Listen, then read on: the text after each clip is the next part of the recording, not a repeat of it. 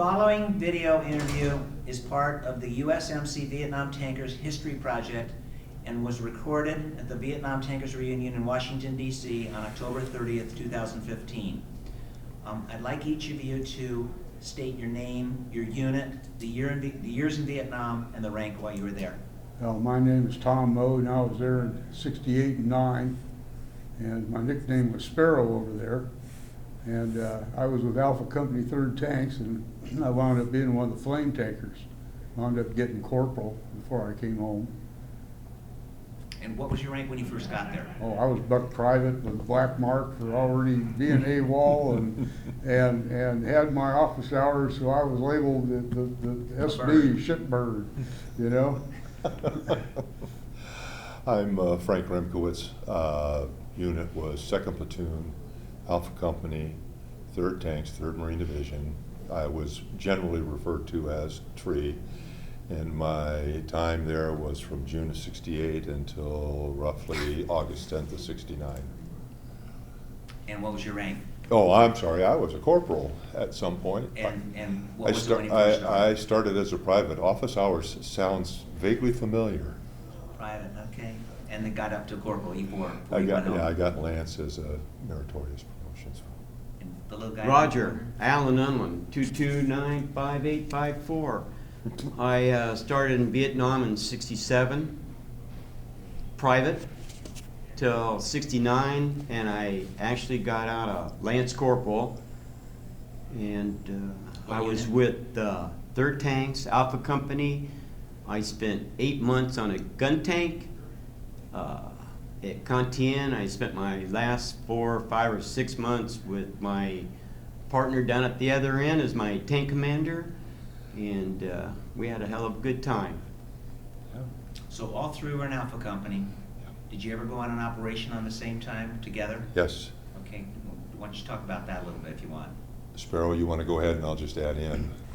Well, When what they was don't it? know on the camera is that you got there a little bit after us, and Right. so it's always an overlapping thing. Yep. And as far as being in combat together, Blues and I were on the same tank for quite a while, and so we saw stuff together before you were really Yep. there. And then when you got there, you latched on to, we met you, and you wound up being in our platoon, and it went on from there. Yeah. And the operations we were on were later, and things had changed a lot right when you got there due to when Captain Wunsch came, and everything changed the way we operated from Good, that bad, or point on. indifferent? From what I was used to, and from my experience had been over there, we just changed all our tactics of how we dealt with the DMZ and Leatherneck Square to hold down the place out there. Well, let me just share the Go one ahead. thing with you. We were out on an op. It was Leatherneck Square, I believe, and this is actually a mildly amusing story now as opposed to then, but we had just finished a gathering of tank commanders with the captain and whatnot, and Blues and I were walking back. Our tanks were parked. The Flame was relatively close to my tank, and we walked back, and as we looked in the driver's compartment of the Flame tank, there was a young, inexperienced new guy that had dropped his seat in the driver's seat, dropped it on the way He was down. driving for me then. Blues was already not on my Yeah, tank anymore. that's right. Yeah, And- yeah. And Hang on, let Frank No, finish. that's okay. No. let's- Well, it's his tank, for Right, God's sake. but he dropped the seat. Yeah, and we both looked in, and sure enough, this guy had either a heat tab or C4 cooking, and he was warming up his lunch. well, you didn't tell him the good part was, the fact of the matter is, we were just in a firefight, and it was the one and only time I ever blew one of them darn safety headers out of that Flame tank. We went charging up to the tree line, and I reached in there and I blew it. I pulled that handle too fast and it popped, and I had to get on the radio and tell them I blew it and back up and get the heck out of the way and let you guys finish up the game. And as soon as the firefight was over, I grabbed my pipe wrenches and leaped over the radios and pulled that darn thing out of there and crammed the pipe plug in it and got it ready to fire. Well, when the thing blew, it blew gasoline all over the engine grill doors, down around the motor, and when I took off the plug inside, I spilled napalm inside the turret. And that's what freaked us out so bad about seeing smoke coming out of my driver's compartment when his tank was just riddled with gasoline fumes. And this guy decided he's going to sneak in there and cook up some chow while we were out trying to figure out what was coming next in the day. So you guys were out in the field? Yeah. Yeah. You were on an Oh, we operation? were on Yeah. operation. Well, I thought you were in Dong Ha. We No, got into it. We were out Leatherneck Square off towards Quezon, out that direction.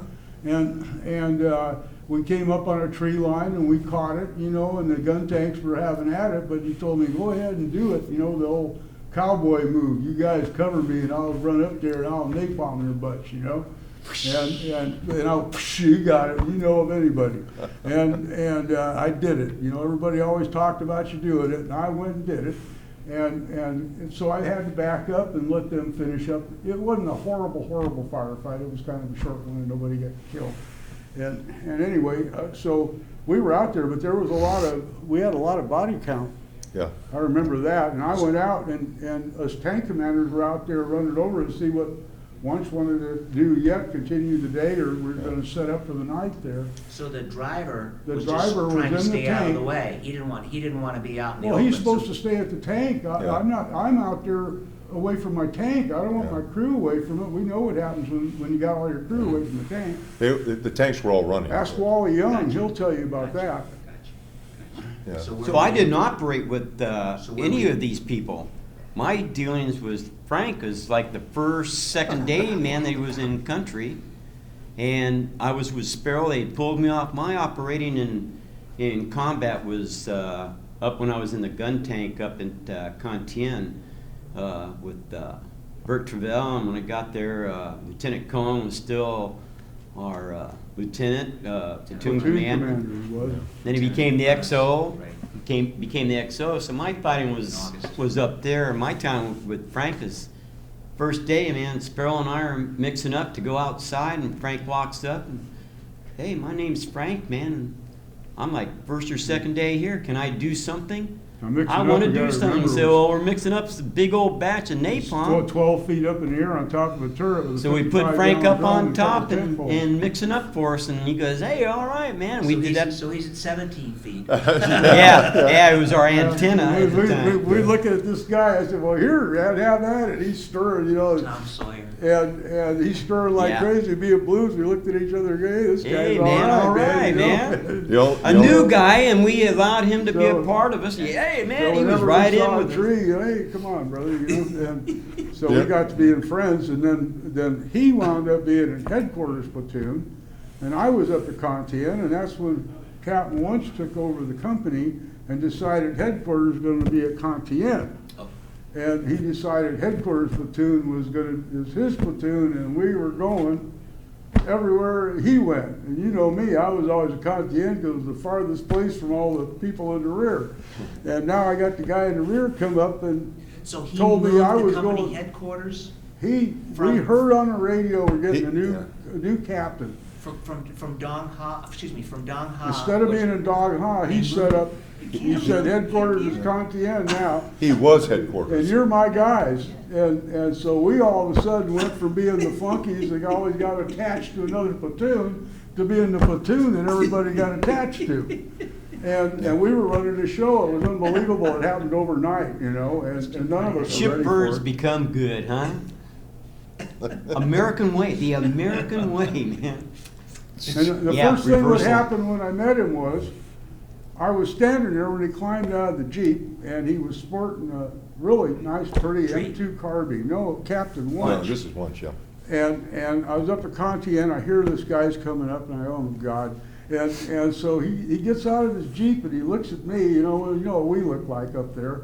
And I had remember that sawed-off carbine I had at both ends? And I used to carry it on my cupola when we were out operating, because that 1 second where you key your mic and tell your gunner where to start shooting. Sometimes was a real long second, and I wanted something I could just pull that trigger and spray bullets whether I hit anything or not. And he had this gun, he saw mine, he goes, Marine, you know, you could get in serious trouble for messing up, I forgot, he said defacing government property or something. And after I said it, I go, uh-oh. I said, well, sir, you know, after you ride in that cupola a while, yours is liable to wind up looking like mine. And besides, I said, you can't get no bullets for them up here, or magazines. And he looked at me and he said, well, I'll take care of that. And the next supply truck bought a case of M1 carbine ammunition and a bunch of bandolier 30-round magazines in it that he split it with me. And he goes, what do you do with that flame tank? I go, oh, they send us here and they send us there, wherever they need to plug a hole. And he said, not anymore, you're going with me. And I went, oh God, what have I got myself into now, you know? And being an old flamer yourself, I found out in the 4 or 5 months that I was with Sparrow that they started to use us flames for a lot more than just pull up, shoot, and pull back. They did a lot of flanking with us to cover their sides. A lot of times we would do that. That's when our 30 And we was didn't spent. even know it? No, I don't think so, but we started operating a lot more in the flames that before they were sending us, like he said, everywhere, but then after a while we started going out and they were operating short with them. tanks. It looked good when they could say they had more tanks on the operation.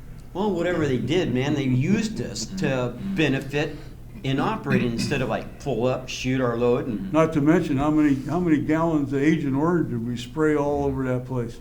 yeah. That You don't wanna hear one that. sergeant said to us, hey, you know In what? the flame tank? Yeah, they were load it bringing it orange? up and up at And you dump it in the Inside. bottle They and bought shoot a it? truck of the stuff for us. They asked us, can you guys shoot, do you think you can shoot weed? They didn't call it Agent Orange, it was weed killer. weed killer. Hey, They can didn't you say shoot nothing. weed killer? Now you being a Honest. tank commander, now you listen to this. They brought it up in the trucks. Would you rather be on a work detail in Nah. Don Har, or would you rather be out on your tank squirting junk out on the perimeter?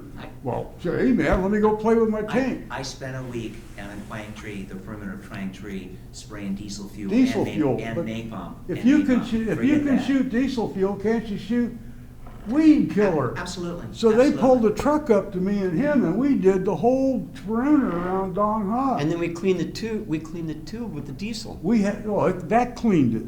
Well, whatever, and man. We cleaned it out with the diesel, so you couldn't. We had a clean as a whistle gun tube, and we were clean too, because we were all soaked with the stuff. And You know, and I mixing up the forgot bath. about it until he reminded me. Yeah. Uh-huh.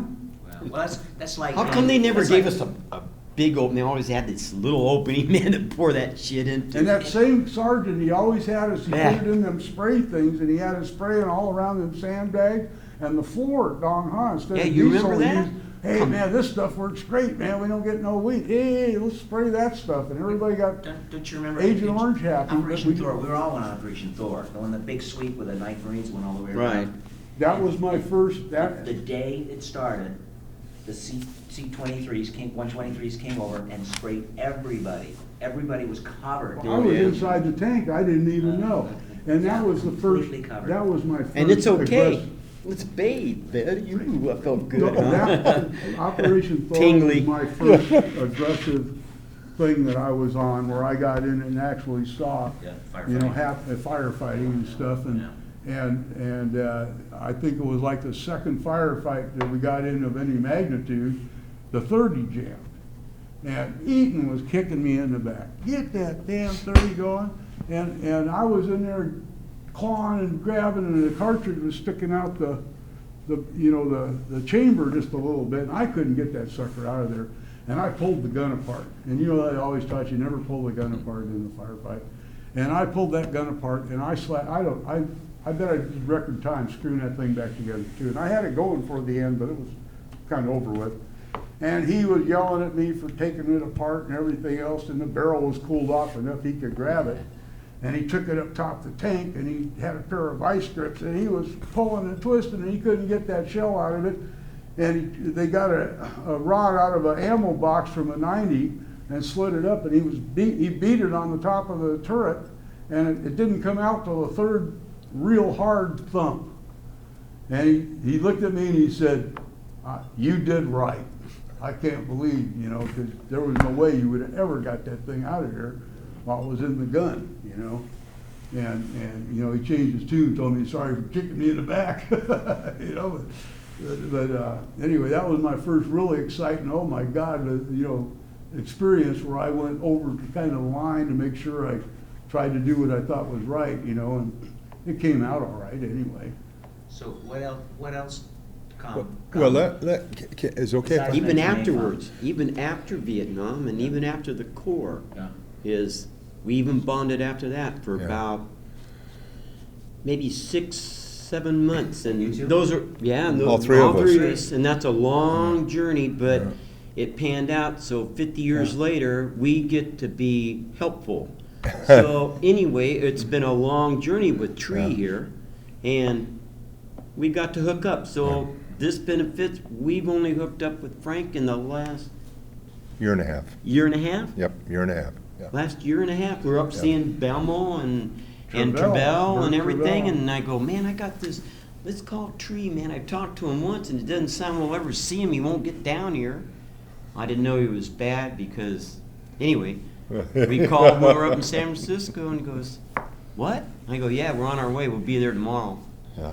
You're blah, blah, blah, blah, blah, blah, blah, like that. And I go, yeah, and we knocked on his door, and he's sitting there go, oh my gosh. They're coming, oh no, Yeah. oh no. And he looked the same except our age. Let me Let's go back to Vietnam. I want to share something with, and I don't know if this is what you're looking for or not, but anyway, as a new guy, I stepped off the plane onto the tarmac at Da Nang, and there were 2 times when I kind of went, oh shit. And the second time was when, as I was on the tarmac, I saw the old salts getting back on the plane. And you know that these guys are 20, 21, 19, but they look like they're 40. And I just went, oh my God.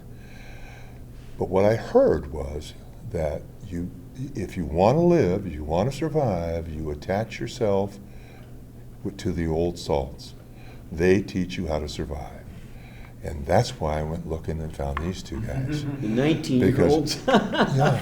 It's a little short, Jim. Yeah, but see, I was 18. I was still 18. I didn't turn 19 till November of '68, and I got there in June. And I mean, I took it to heart. You know, I wanted to go home just like everybody else did. Yes. Yes. Yes, But sir. yeah, Yes, that's true. Very much. But I attached myself, and you know, I really it's- didn't want to go home. It's honest to God, but it's honest to God true that if you find the people. I knew that was gonna be a Hey. bigger bummer than going there, and I was right, man. Finish, Frank. Yeah, I was going to say, if you find the right people, and I think I did. These 2 guys, Bert Travell, a couple others, and so what you do is you sandwich yourself between them. You learn every chance that you get, and in the meantime, they protect you. Yes. And then you can pass that on to the next group that comes down the road. And that's how this is supposed to work.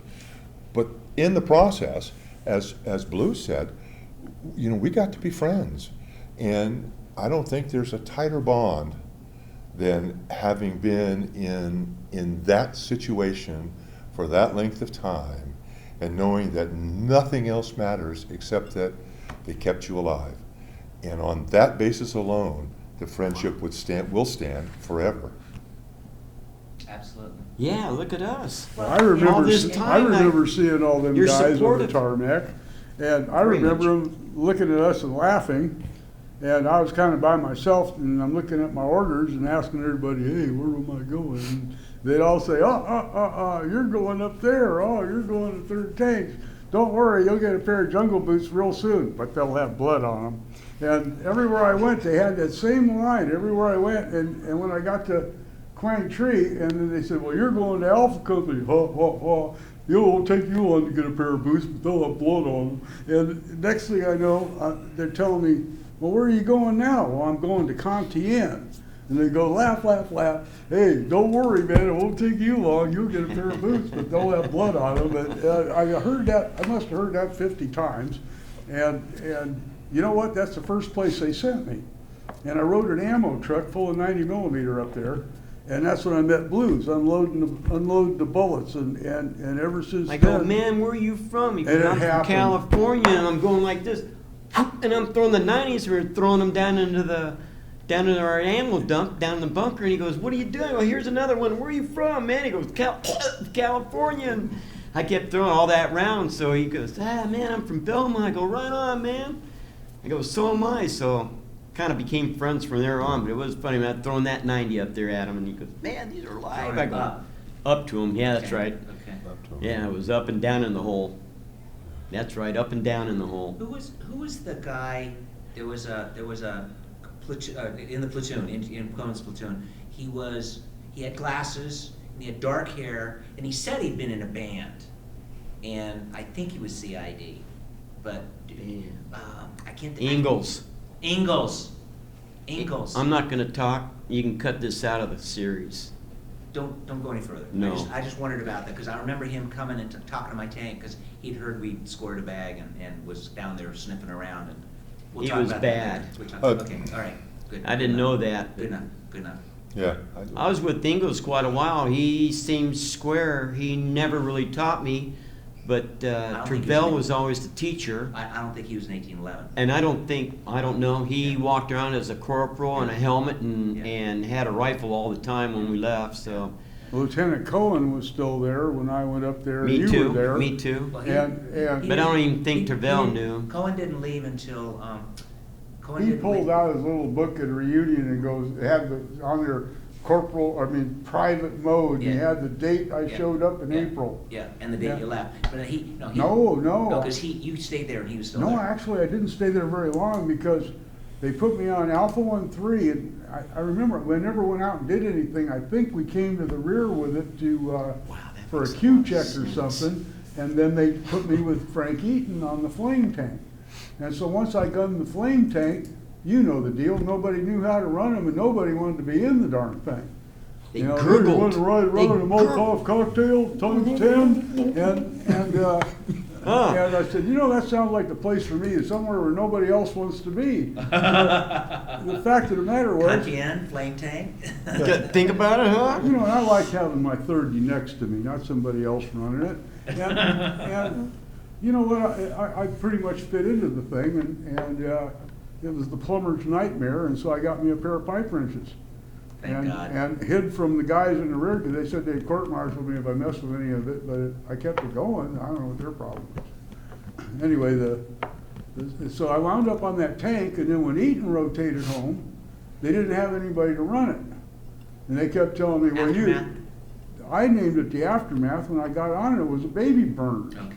And That was horrible, nasty. horrible masking tape on it, on the gun tube, and I begged Eaton, hey man, I don't want to, Yeah. I don't, that ain't for me, And we were all, rock and rollers, rolling stoners, and I said, I aim to be the last thing happening when everything else is gone. This is the aftermath, And everybody used to joke, oh, it looks like the afterbirth to me. Well, I bet that damn thing's still sitting there. But so anyway, I named it the Aftermath, and then I don't think so. when Franken rotated out, they had some silly operation they took us on in the rain towards Quang Tree, and they gave me 2 corporals. I don't remember their names. 2 corporals for a crew, and they weren't liking it. And I was the tank commander, and I was, I went out and I got us stuck up to the fenders. Had them drive in a spot with a long colored grass, never did that again. And that tank got stuck up to the fenders. They had 5 tanks and retriever hooked to us. They were breaking the cables, and it was submerging and filling with water, and finally got us out. And we got back, and I figured, well, that's the end of my standing in a cupola. And Lieutenant Spalsbury calls me in, and he says, hey, Moad, looks like you're going to be staying up there in that cupola. He says, if I give you a choice of who you'd want on your crew, who would it be? And so I, Unland. And he goes, well, not that surprised me, but I want to hear why you want him, And I said, well, sir, I said, Remember Lieutenant Spalsbury? I said, you know what, man? He was love that we didn't guy, know it man. till later that the man was our guardian angel. He protected us. And Amen. Straight up and he, protected. at any rate, Yes. he's the one that made me a tank commander. You told me. And Blues was my driver, and we never knew who had gunned. Whenever we got ready to go out, and whoever was around that they Get the figured shipper, they get could the put Oh, we ship had in Dave there. Darcy for a while. Who? Dave Darcy. Darst. Darcy. Yeah, Anyway, Dave Darcy, yeah. For a little bit. I don't know afterwards, but he came with me. he came onto your place? No, That- he came, there were about 14 of anyway, us. that he came. asked me why I'd want him, and I said, well, sir, I need somebody who knows where they're going. And he said, what do you mean knows where you're going? Don't you know where you're going? I said, no. I said, I'm the guy that every time we got ready to go somewhere or eating and shoved my head down inside that tank, and I didn't know where we were till we got there. And so I don't know the roads. You tell me to leave here, I wouldn't know which way to get out of the base. That's why they made me a Yeah, Lance Corporal, yeah. because to put up with his sorry Right. ass. Anyway, so That's I why they told gave him, me a rank. I need somebody who knows their way around, and can drive this thing, and I could take care of the turret. I could do that. So he up And the radios. Oh, he was real And so, radios. Well, Bert Travell, he took an unliking to me for ripping him off for Blues, which is the funny part of after all these years that I went up there to visit him regular, and now he gives me the big hug instead of the I hated you. Says he cares about him. It's just really funny. It's not about Vietnam, it's afterwards. But it's really funny about when we see one another. And some didn't like one another, but now we love one another. And it's really funny that we care for one another deeply.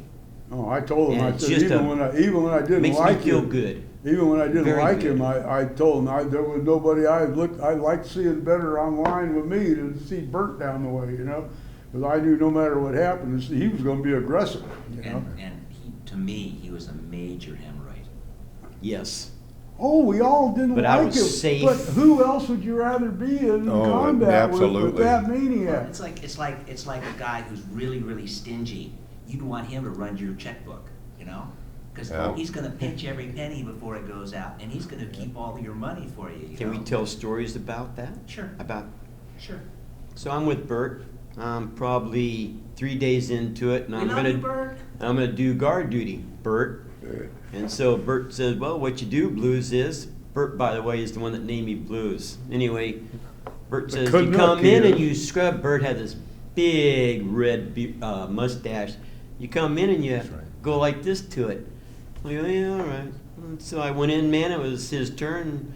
I walked in, I go, hey, Bert, man, it's your guard duty. And this guy packed 45s like Two this, of and he them. pulled both and cocked them and put them in my face. And I'm gonna kill you. And I go, whoa, dude, man, it's just your guard duty. And I go, good night, Bert. And I rolled back over, and he must have sat there for 2 hours with them guns on me. And that was it. That was his guard duty. And I guess he just woke somebody up, man. And I go, good night, Bert. And I rolled over and put my back to him. But he was something. He was a mongrel. He was But he the was guy. honest If you're and making a movie you're and you safe. got to have a guy be John, Like John. Wayne, he'd Yeah. be the guy that was the star. Even though he was the buck sergeant, everybody'd be looking to him for what to do, Yeah, just because of his. It was like heart. John here, huh? his The knowledge, guy- his the guy- experience, yeah. He I don't know was, about experience. I mean, he just had an error about him, and we're going through, and we're not backing it. We're going through, and I just knew Every that- time we got shot at on the road from Contian down to Kamloops, you usually just hold down and you turn your turret. Not Bert. Bert says, Blues, charge. And we'd be gone, man. And he'd chase them down and shoot them. Yep, that's what I'm talking about. He'd just shoot them, and I go, okay, see ya. He got, Go back on the road. when I got up there, this was like April of '68, and Bert had a bandage, and he Right. got shot or. He or- got shot. Farmer's and Market. He was they sent him down to the Bay, Cameron Bay. and he It was took down him a- there 3 days, and they wouldn't let him take his guns. So he came back and he was healed, Mhm. and maybe it was He left the hospital Might have and been came July. back. Might have been July, Mhm. and he's down at my tank, and he's talking about this, that, and the other thing. He's going this.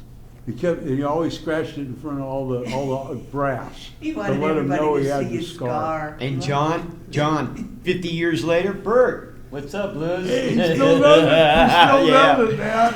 Matter of fact, when I first saw Bert after all those years, the first thing I did was took his head and went, There it is, that big old hole, and I went, you're his Bert. wife, everybody in her family are Marines. I'm talking about from Including her. antiquity, including her. And the walls are nothing but pictures of Marines. Everywhere you look, it's like going to a museum. And I looked at her, I said, you know, you got the one. It was like none I ever met. I said, all my life, when people talked about Vietnam and stuff, I said, I'll tell you about this one guy. He was a Canadian, and they weren't wanting to go to war, so he went and joined the Marine Corps so he could come over here and kill. And I mean, and that was the man's intention, was he wanted to kill, and there was nobody I ever met like this guy in my life. But if you're going to be with anybody and you're going to get into it, you want him next to you.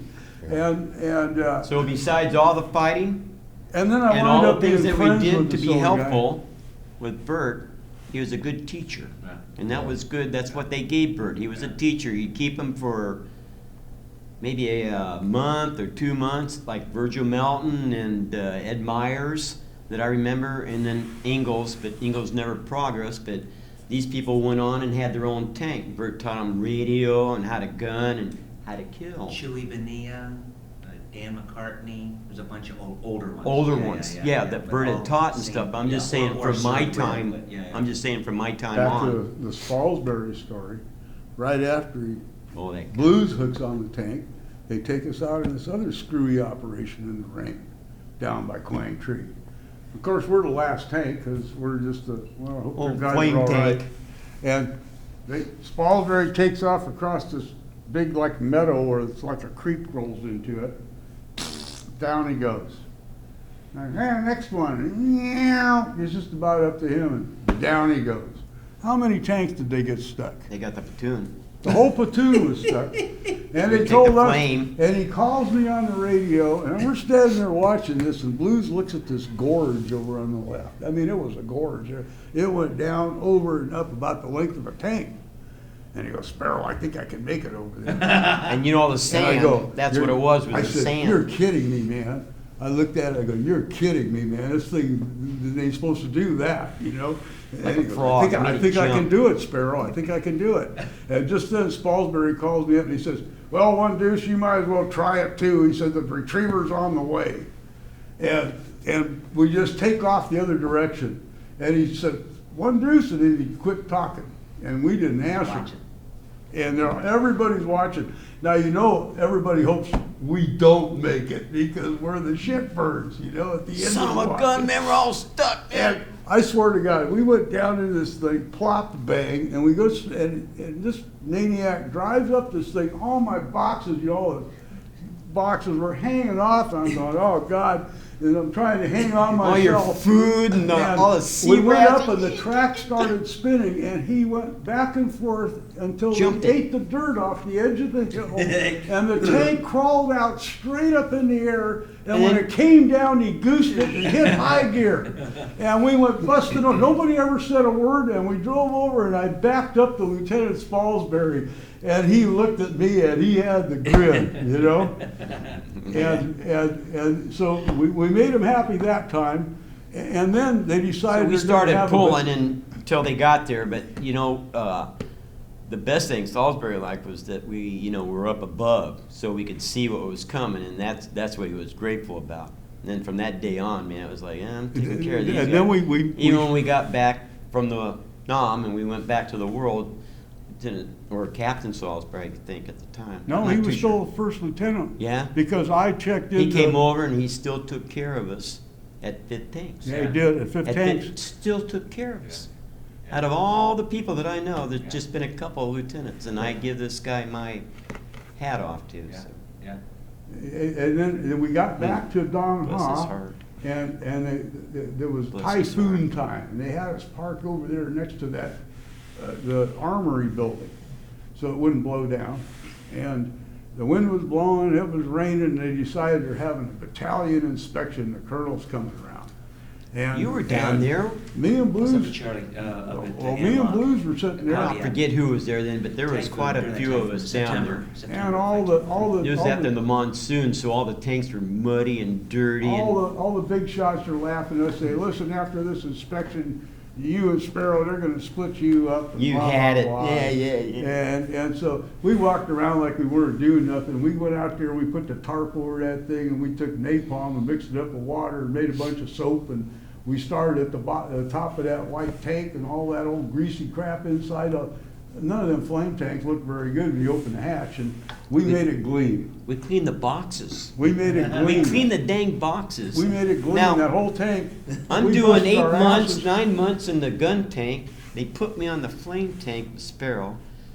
Sparrow had to reteach me because I don't know nothing about mixing napalm and the bat, and the pressure is what was important. It wasn't so much the mixture, that was easy. It was the pressure and all the gauges and being a gunner. 325 pounds. So in this inspection, when they came around, not only did they look at our tank being clean, But you left the they good part out. asked all of the questions about the pressure. I had a dental appointment. Oh, when yes. they showed up. He had to stand inspection by himself. I'm by myself. Well, it's the only thing I ever had, and I went to it, and that's when they showed up. We didn't know they were gonna show up.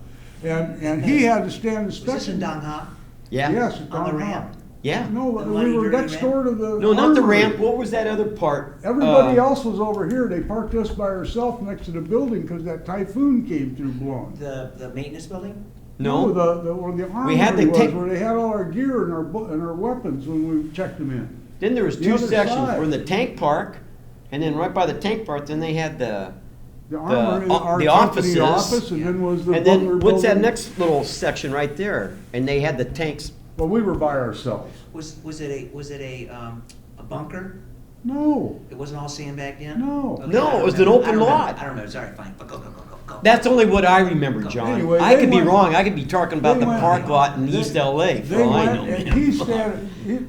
he's private Unland and standing inspection for a tank, and they run him in there, and he's coming up with telling them how to run the flame tank, and they wanted to know who taught him, and he says private Moad.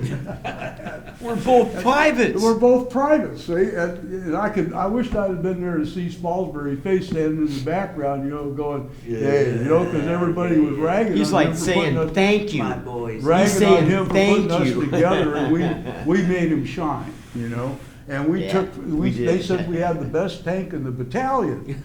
And that was a change in life because we actually got promoted,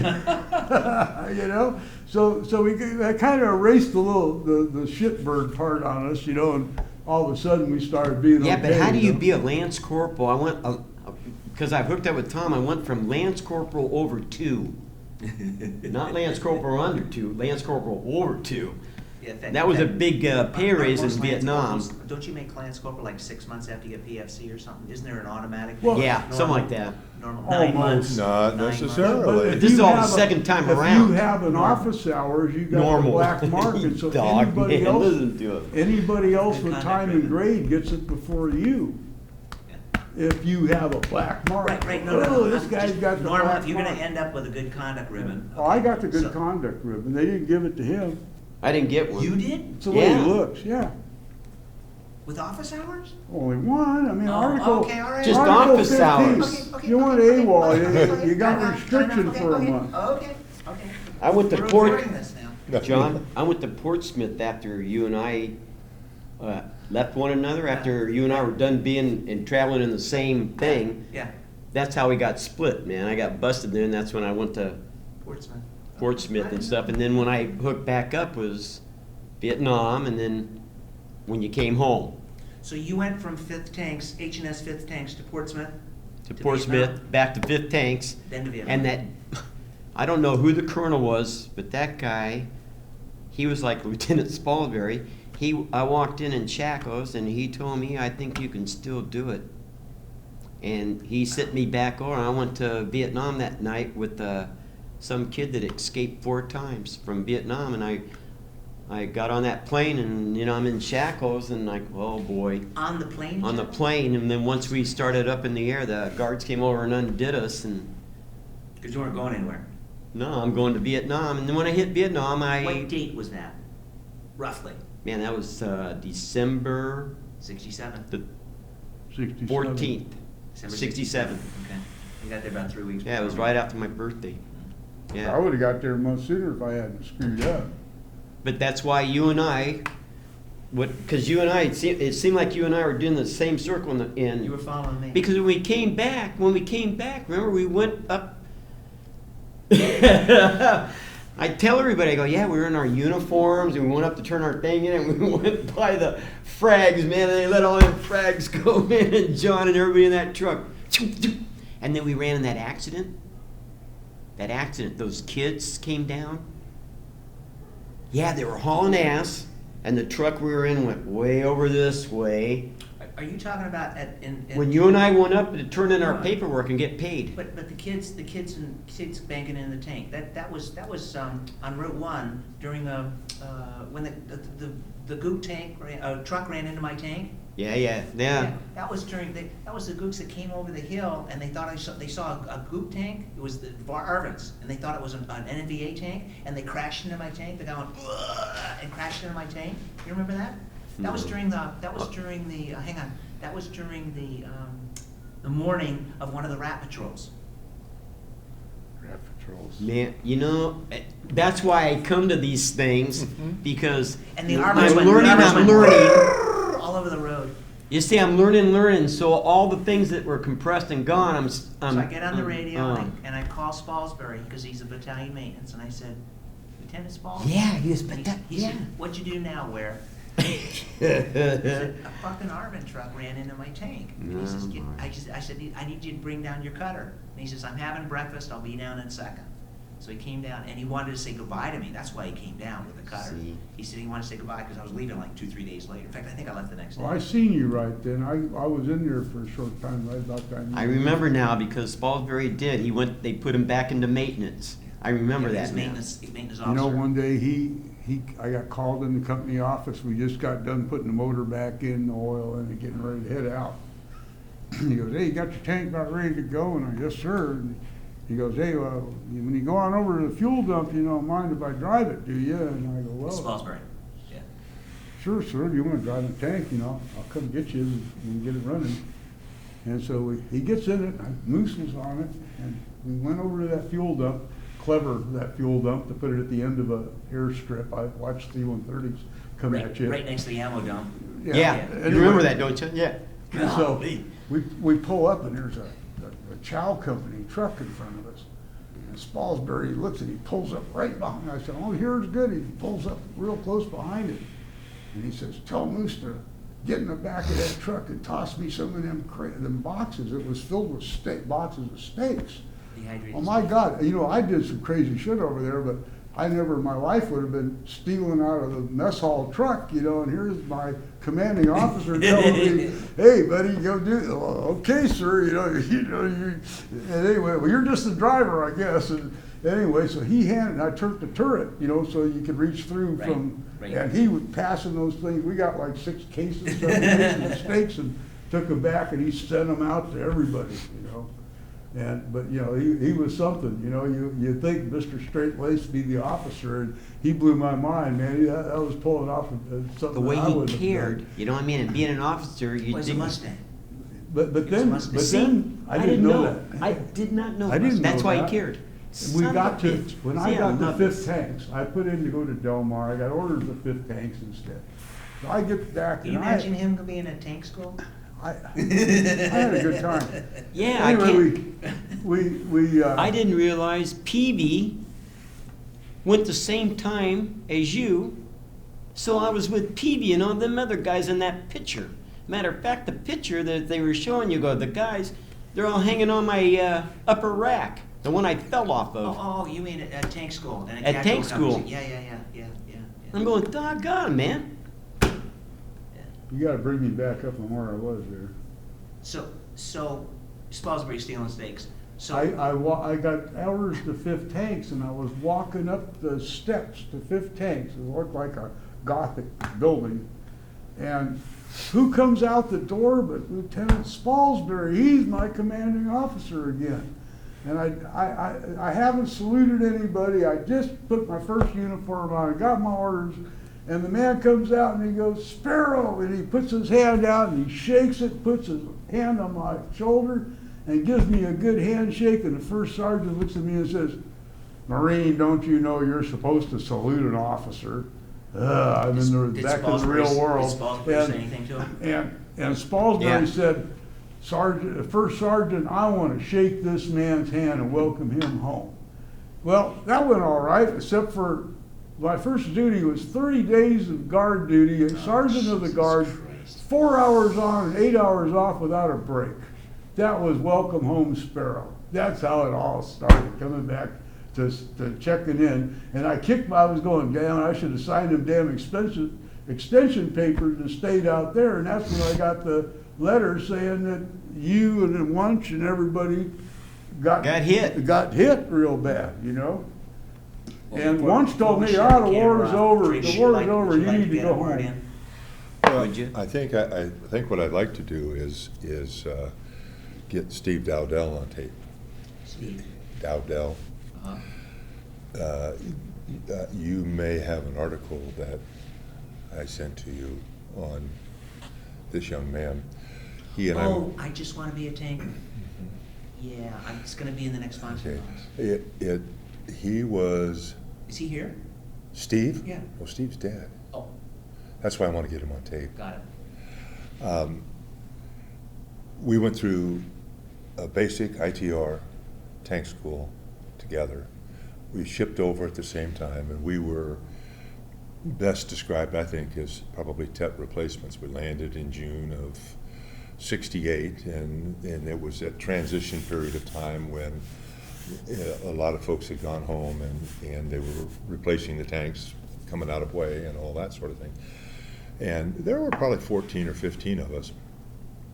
And I have no idea how I don't know if it was draw a straw or what, but Steve ended up going to motor pool.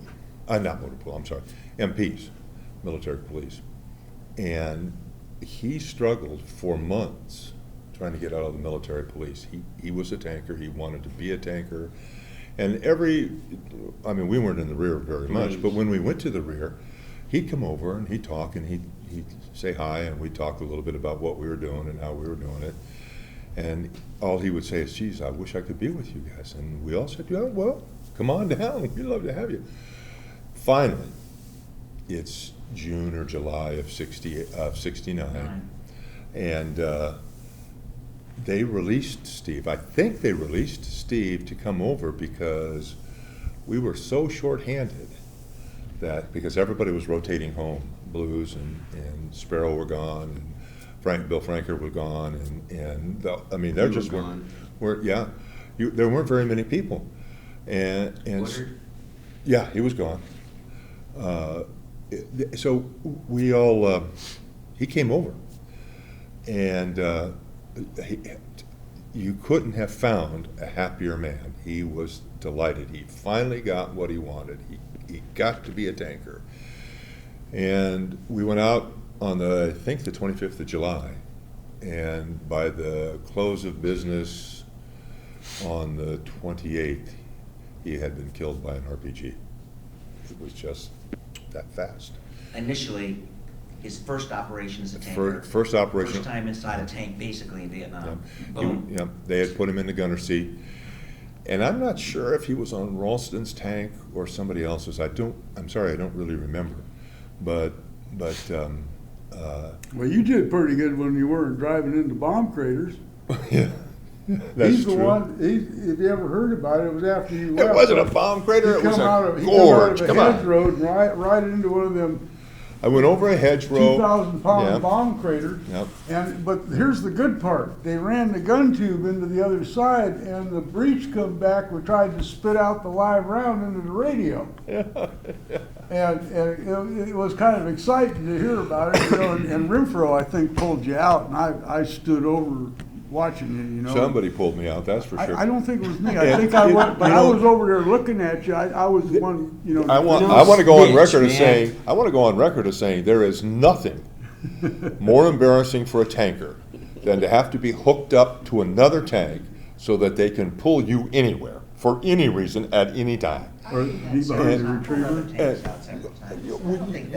Well, no, pulling isn't bad. It's the embarrassment of having to be pulled out that causes, I mean, I was. Now, if it was a tow truck, no, it was, it was a 6x pulling you out or something. No. The gun tube was filled with mud.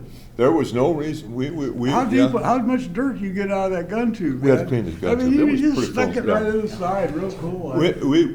We came over the top, pushed the bushes down, and about the time I'm yelling, back up, we've already passed the tipping point, and we're headed down, and there was nothing we could do but go, okay.